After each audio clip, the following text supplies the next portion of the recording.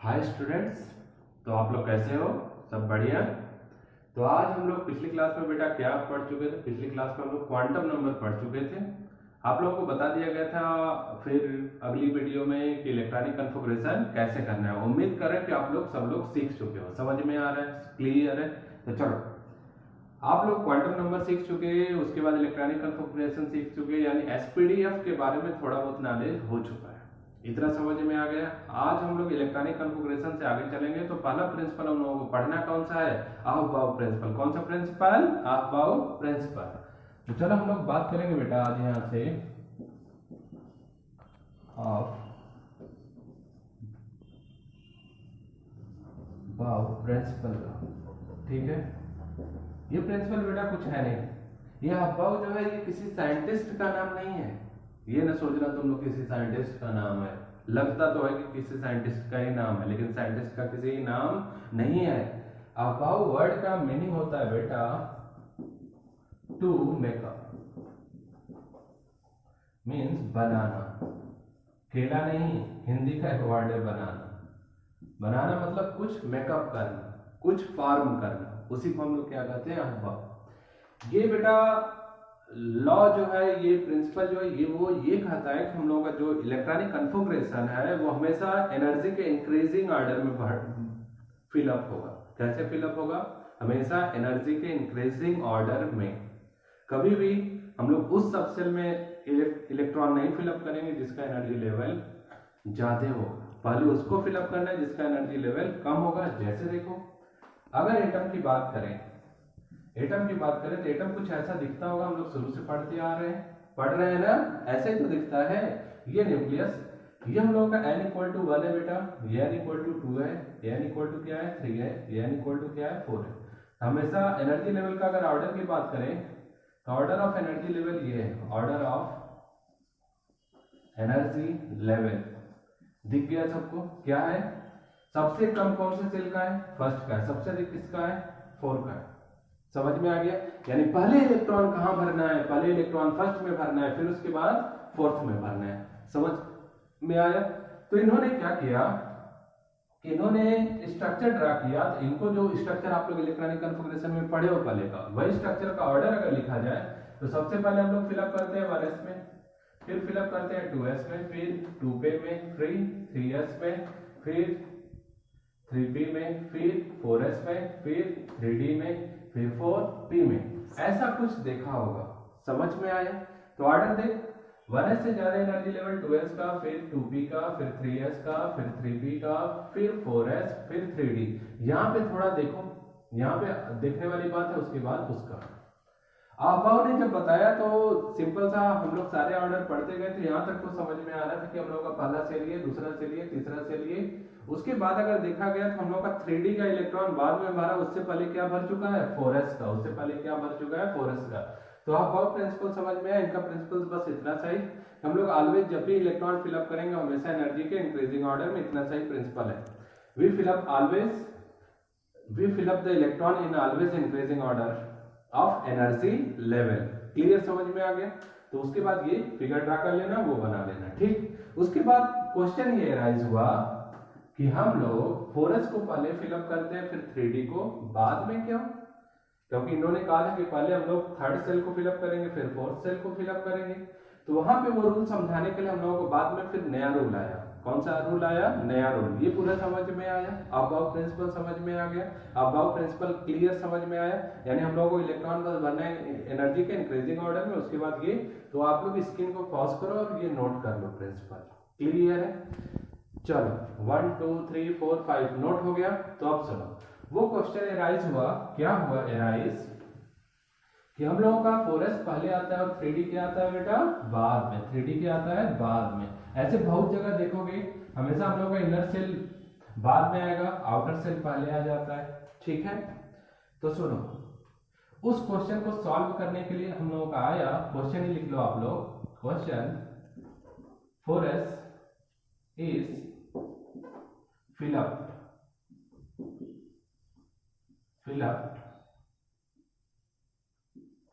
first fill up initially, then 3D। Question समझ में आ गया, जबकि भरना किसको चाहिए था, पहले 3D को फिर 4S को। इस क्वेश्चन को सॉल्व करने के लिए हम लोगों का रूल आया बेटा, तो अगला रूल आप लोग हेडिंग डाल दो, सेकंड रूल। पहला रूल समझ में आ गया तो N+L रूल। कौन सा रूल बेटा, N+L रूल। इसी को और हम लोग क्या करते हैं, इसको करते हैं बेटा बोर-बरी रूल, N+L रूल या बोर-बरी रूल। क्लियर है। जहां पे अगर हम लोग बात करें इस रूल में, तो इस रूल में बेटा N है हम लोगों का प्रिंसिपल क्वांटम नंबर। क्या है बेटा, प्रिंसिपल क्वांटम नंबर। और L है बेटा azimuthal quantum number, azimuthal quantum number. पूरा समझ में आया, क्लियर है। तो सुनो ये रूल कहा गया, ये रूल हम लोगों का बस इतना ही कहा कि बेटा जिस भी सबसेल का या जिस भी ऑर्बिटल या सबसेल का N+L की वैल्यू हाई होगी, N+L की वैल्यू हाई होगी, उसका एनर्जी लेवल हाई होगा। Mean N+L value directly proportional to energy level.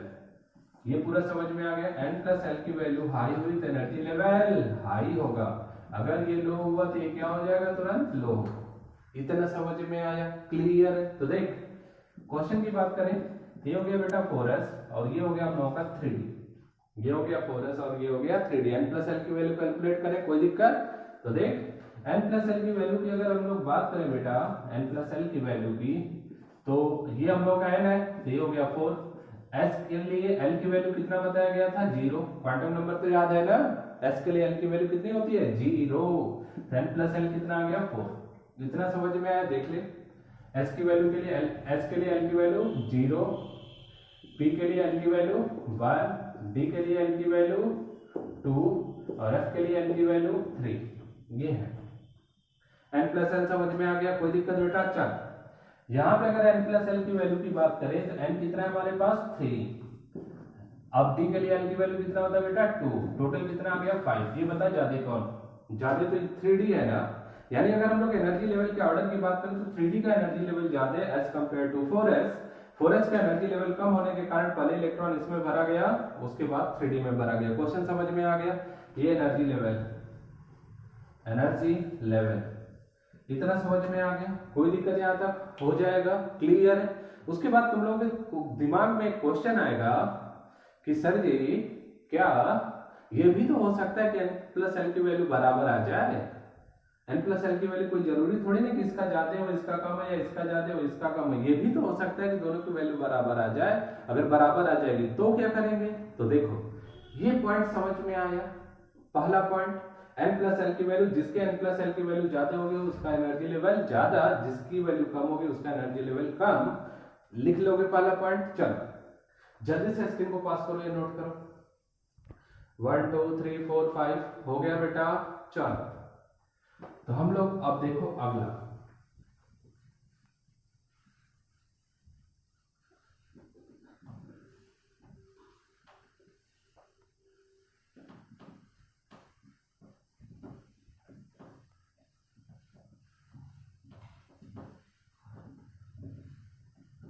अब N+L की अगर वैल्यू बराबर हो जाएगी तो इसका मतलब, अगर N+L की वैल्यू बराबर हो जाएगी तो इसका मतलब ये नहीं है कि एनर्जी लेवल बराबर हो जाएगा। ये नहीं है कि एनर्जी लेवल बराबर हो जाएगा, क्योंकि अभी हम लोग पाउली एक्सक्लूसिव प्रिंसिपल पढ़ेंगे तो वहां पे पढ़ाया जाएगा कि किसी भी दो इलेक्ट्रॉन की चारों क्वांटम नंबर वैल्यू सेम होने वाली नहीं है। समझ में आ रहा। चल तो अभी हम लोग बात करते हैं, जब हम लोगों का अगला पॉइंट लिख लेना, if value of N+L is same for two subcells,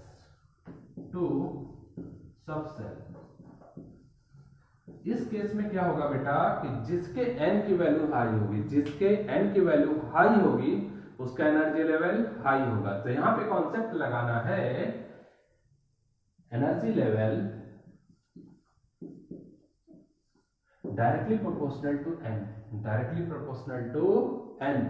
जहां पे n की वैल्यू बेटा हाई होगी उसका एनर्जी लेवल हाई होगा, जिसका ये लो होगा उसका एनर्जी लेवल लो हो जाएगा। पूरा समझ में आया, क्लियर है, कोई दिक्कत। तो चल एग्जाम्पल देख, अगर एग्जाम्पल की बात करते हैं तो हम लोग ले लेते हैं 3D और 4P।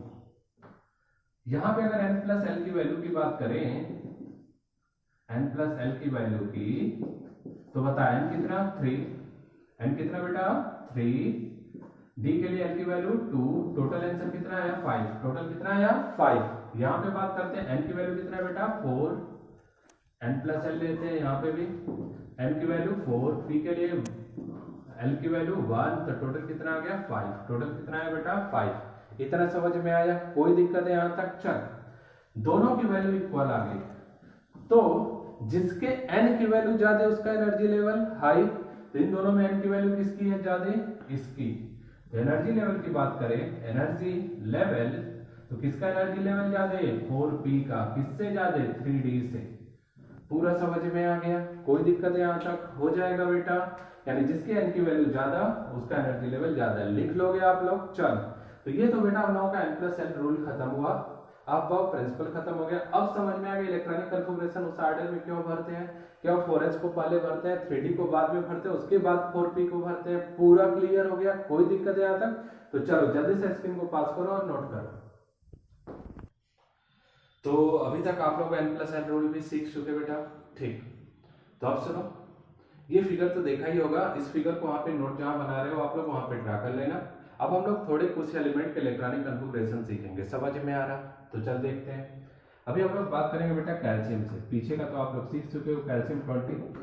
कैल्शियम 20 की बात करें तो बेटा यहाँ से हम लोग फिलअप करना शुरू करेंगे, तो फिलअप करने का पता है ना, हम लोग एस में कितना फिलअप करना है मैक्सिमम 2, पी में कितना फिलअप करना है 6, डी में कितना फिलअप करना है 10, और एफ में मैक्सिमम कितना फिलअप करना है 14। इतना समझ में आ रहा है? कोई दिक्कत है यहाँ तक? हो जाएगा। तो देख, हम लोग को 20 फिलअप करना है, तो 1s से चले, तो सबसे पहले किसमें फिलअप किया? 1s में। कितना हुआ? 1s2।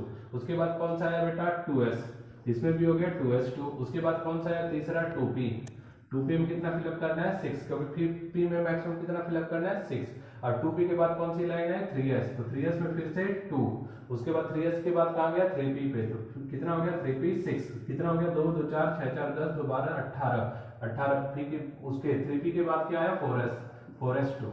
इतना समझ में आया? देख, पहले सेल में कितना हो गया? 2, दूसरे में कितना हो गया? 8, तीसरे में कितना हुआ? 8, चौथे में कितना हो गया बेटा? 2।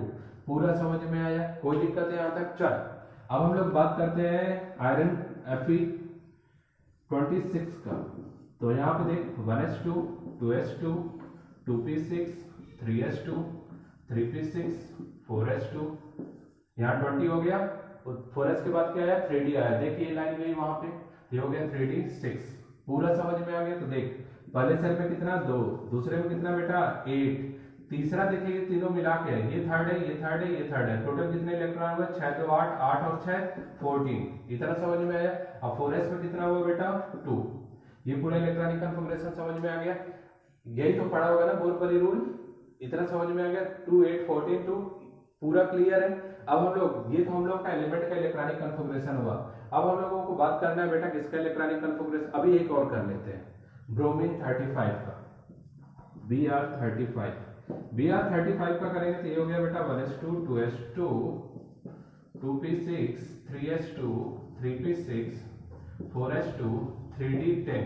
देखिए यहाँ 20 20 और 10 30 30, और अब हम लोग का आएगा क्या? 4p आएगा, 4s 4p, इसमें कितना फिलअप करना है 5, 30 और 5 35। तो देख, पहले में कितना? 2, दूसरे में कितना हो गया बेटा? 8, तीसरा है तीनों मिला के 1 2 और 3 10 और 8 18, और चौथा है ये दोनों मिला के कितना हो गया बेटा? 7। क्लियर है? कोई दिक्कत है यहाँ तक? हो जाएगा, कर लोगे आप लोग। चल, तो ये पूरा आ गया। तो अब हम लोग किसका इलेक्ट्रॉनिक कन्फिगरेशन सीखेंगे? अब हम लोग इलेक्ट्रॉनिक कन्फिगरेशन सीखेंगे आयंस का। किसका सीखेंगे? आयंस का। तो चल देख, रब करते हैं इसको। अब हम लोग बात करेंगे बेटा किसका? आयंस का। तो अभी हम लोग बात करें सबसे पहले Fe+2 का, Fe+2 का। तो आयंस का जब भी इलेक्ट्रॉनिक कन्फिगरेशन, माइनस वाला तो कर लोगे, माइनस रहेगा तो जितना इलेक्ट्रॉन रहेगा माइनस का चार्ज रहेगा उतना इलेक्ट्रॉन ऐड करके सॉल्व कर लेना, समझ में आ गया? तो पहले माइनस का ही देख लो। अगर हम लोग Cl-1 है तो इसका एटॉमिक नंबर 17 17 120, यानी कितने आ रही? 17 और 1 18।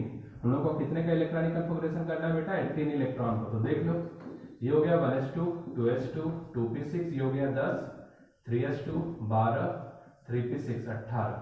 हो गया बेटा, समझ में आया। अब हम लोग बात करते हैं कैटायंस की।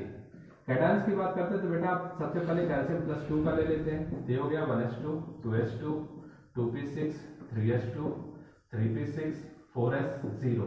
देख 2 2 4 2 6 2 8 2 10 और ये 18। कैल्शियम का एटॉमिक नंबर 20 होता है। 2 प्लस का मतलब 2 इलेक्ट्रॉन निकल गया, 2 प्लस का मतलब 2 इलेक्ट्रॉन निकल गया, तो 2 इलेक्ट्रॉन यहाँ से कम हो गया। इतना समझ में है? 20 तक तो समझ में आ रहा है, 20 तक तो समझ में आ रहा है। अगर सपोज कर हमको आयरन का करना है, 20 से एवं किसी का आयरन प्लस 2 का सपोज कर करना है, तो क्या करना पड़ेगा? तो पहले हम लोग आयरन का देख लेते हैं। आयरन का एटॉमिक नंबर 26। इसका हो गया बेटा, तो ये हो गया 1s2 2s2 2p6 3s2 3p6 4s2 3d6। यही तो किया ना, यही तो किया ना। अब ध्यान से सुनना, ये इलेक्ट्रॉनिक कन्फिगरेशन आयरन का, आयरन प्लस 2 का नहीं। जब भी आयरन प्लस 2 का इलेक्ट्रॉनिक कन्फिगरेशन करना है तो सुन, ये प्लस का चार्ज का मतलब 2 इलेक्ट्रॉन निकला, 2 इलेक्ट्रॉन निकलने का मतलब यहाँ 3d से नहीं निकलेगा। बहुत स्टूडेंट करते हैं 3d से निकाल देते हैं। हमेशा इलेक्ट्रॉन आउटर मोस्ट सेल से निकलेगा। कहां से निकलेगा? आउटर मोस्ट सेल से। तो सबसे आउटर मोस्ट सेल कौन सा? 4s। कौन सा? 4s। यानी पहले 2 इलेक्ट्रॉन यहां से निकलेगा और ज्यादा इस पे चार्ज होता है तो फिर यहां से निकलता।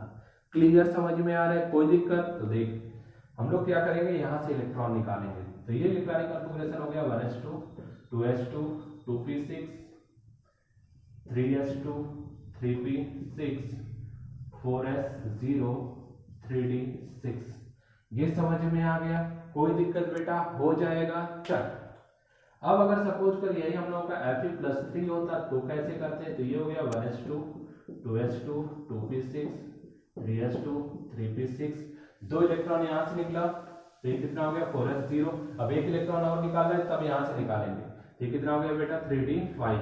पूरा इलेक्ट्रॉनिक कन्फिगरेशन समझ में आ गया?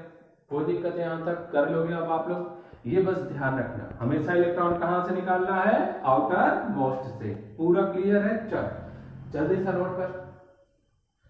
1 2 3 4 5 हो गया। चल तो ये बेटा आ गया आप लोगों को पूरा। तो चलो थोड़ा सा आप लोग करो, तो एग्जांपल हम दे रहे हैं।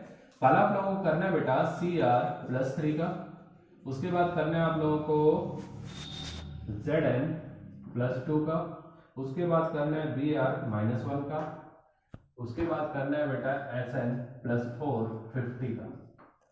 इतना करोगे आप लोग, कोई दिक्कत? एक और दे देते हैं Mn+3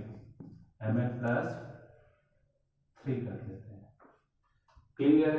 कोई दिक्कत? सबका एटॉमिक नंबर पता है? नहीं पता तो चलो लिख देते हैं। इसका 24, इसका कितना होता है? 30 होता है, इसका 35, इसका कितना है? 25 और इसका कितना? 50।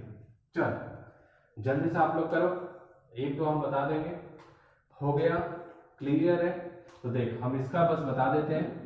अगर Cr का इलेक्ट्रॉनिक कन्फिगरेशन करना होगा तो क्या करेंगे?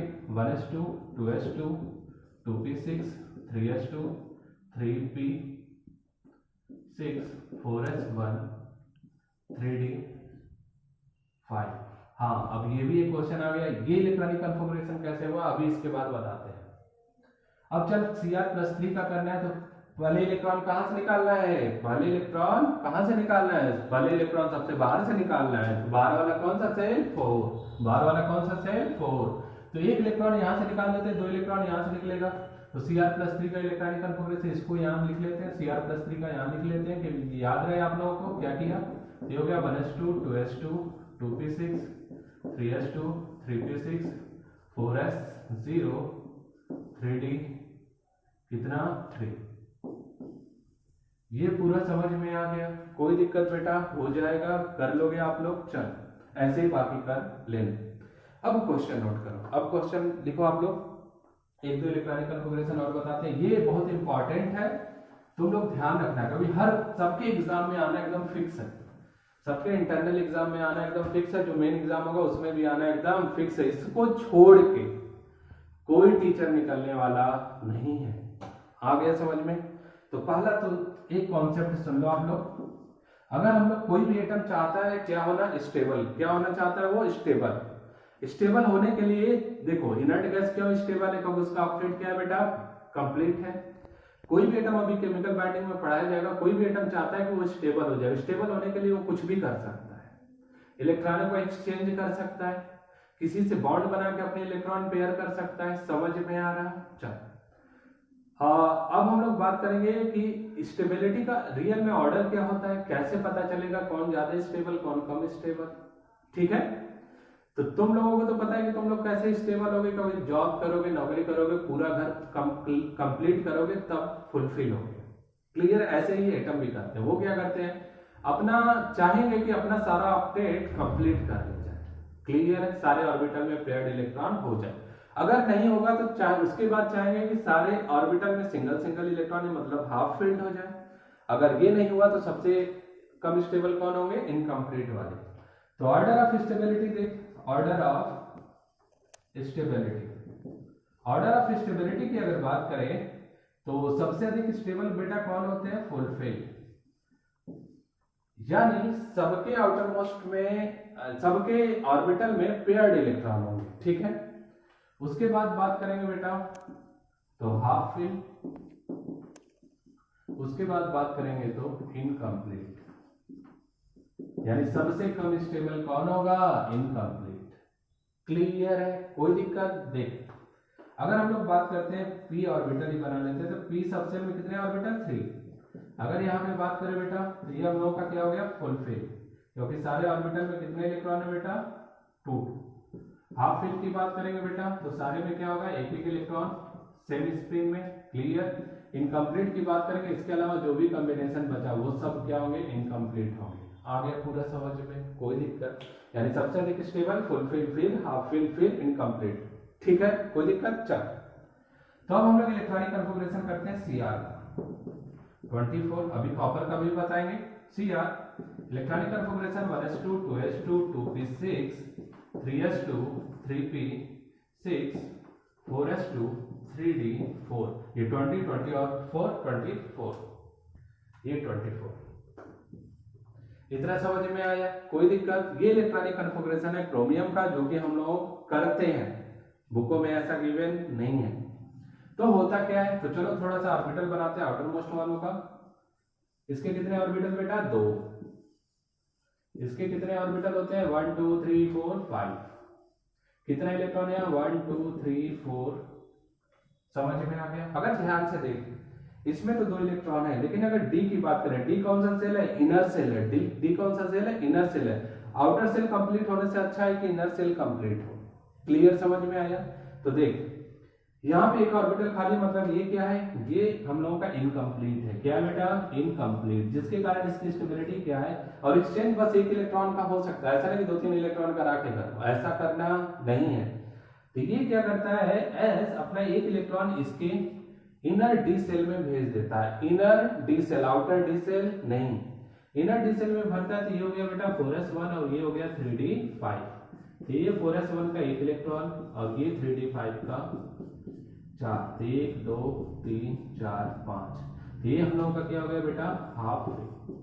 अगर ध्यान से देख इनकम्प्लीट से ज्यादा स्टेबल कौन है, हाफ फिल। इसलिए इलेक्ट्रॉनिक कन्फिगरेशन हम लोग क्रोमियम का लिखते क्या है, क्रोमियम का इलेक्ट्रॉनिक कन्फिगरेशन लिखते हैं 1s2, जो कि करेक्ट वाला है, 1s2 2s2 2p6 3s2 3p6 4s1 3d5। पूरा समझ में आया? कोई दिक्कत यहां तक हो जाएगा? तो चल अब एक और देख। अब हम लोग बात करेंगे किसका, कॉपर का। कॉपर का एटॉमिक नंबर 29। कॉपर का एटॉमिक नंबर 29। तो देख इसका इलेक्ट्रॉनिक कन्फिगरेशन पहले 1s2 2s2 2p6 3s2 3p6 4s2 3d9 दिख रहा है। 1s2 2s2 2p6 3p6 4s2 3d9। यहाँ पे भी अगर देखा जाए, यहाँ पे अगर देखा जाए बेटा तो इसका कितने और इलेक्ट्रॉन हो गए, 2। कितने हो गए इलेक्ट्रॉन, 2। यहाँ पे अगर बात करें कितने ऑर्बिटल, 1 2 3 4 और 5। तो ये हो गया 1, ये 2, ये 3, ये 4, ये 5, ये 6, ये 7, ये 8 और ये 9 आ गया। यहाँ पे अगर देख तो ये क्या है बेटा, इनकम्प्लीट है। क्या है, इनकम्प्लीट। इनकम्प्लीट फिर कन्वर्ट हो जाएगा कंप्लीट में, तो ये इलेक्ट्रॉन कहाँ भेजेगा, यहाँ पे भेजेगा। तो ये हो गया 4s1 और ये हो गया 3d10। तो ये देख 1 इलेक्ट्रॉन हो गया और ये हो गया हम लोगों का टोटल मिला के 10 इलेक्ट्रॉन। 1 2 3 4 5 6 7 8 9 और 10।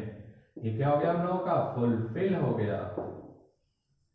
क्या हो गया, फुलफिल। तो देख इलेक्ट्रॉनिक कन्फिगरेशन क्या हो चुका है, 1s2 2s2 2p6 3s2 3p6 4s1 3d10। ये करेक्ट वाला इलेक्ट्रॉनिक कन्फिगरेशन है किसका, कॉपर का। आगे समझ में, जब भी एग्जाम में लिखना होगा आप सुनो, 1 नंबर में क्वेश्चन है तो ये वाला डायरेक्ट लिख लो, 2 नंबर में पूछा गया तो ऐसे दिखा के लिखना पड़ेगा। क्लियर है। उसके बाद ये ऑर्डर आप लोग बता देना, उसके बाद वो एक्सप्लेन करना। पूरा समझ में आया, कोई दिक्कत। इलेक्ट्रॉनिक कन्फिगरेशन आज एकदम क्लियर हो गया, यहाँ तक आप लोग कर लोगे। अब अगली क्लास में बेटा आप लोगों का चलेगा अगले टर्म पे बोरपरी रूल, फंड प्रिंसिपल, ये कर लोगे आप लोग, तब हम लोगों का फिर शुरू होगा। उसी के साथ हम पढ़ा देंगे अभी हाइजेनबर्ग का अनसर्टेनिटी प्रिंसिपल बाकी है। पैरामैग्नेटिक, डायमैग्नेटिक, कौन सा एलिमेंट कलर्ड होंगे, कौन सा कलरलेस होंगे, सारा। उसके बाद ओल्ड एटॉमिक स्ट्रक्चर स्टार्ट हो जाएगा जिसमें बोर का मॉडल है। ठीक है, बेसिकली उसी को मेन पढ़ना है। आज का पूरा समझ में आ गया, कोई दिक्कत? तो चलो आज आप लोग इतना कर लो।